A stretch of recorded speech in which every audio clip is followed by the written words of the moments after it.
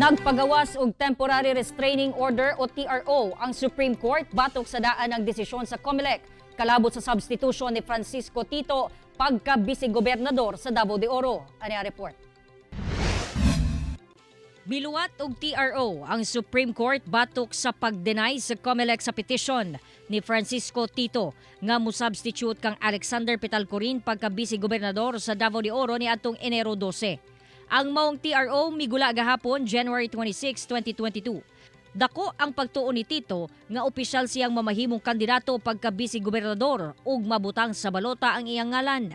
Apan gideny sa COMELEC ang iyahang substitution kay wala gipersonal ug sumite ang statement of withdrawal ni Petalcorin nga maoy iyang hulipan. O di na kung yun ako pagtuong, mabutang din akong pangalan. Okay, kung yun lang naman lang i-technical nila nga, eleksyon, man tagagat tao mo pili kasi ilang gusto. Total, eleksyonon pa man eh. Sa bahin ni Davao de Oro Governor J.B. Tyrone Uy, kinsa mo kandidato sab sa susamang posisyon. Welcome man daw kaniya o galing tugutan na gyud siya nga mo substitute. Apan, welcome kayo na just in case na makadagan siya, no? But of course, he has to face the issues first at hand. No? Kay according sa legal sa COMELEC, doon na may kakulangan sa requirements ang iyang pag-substitute.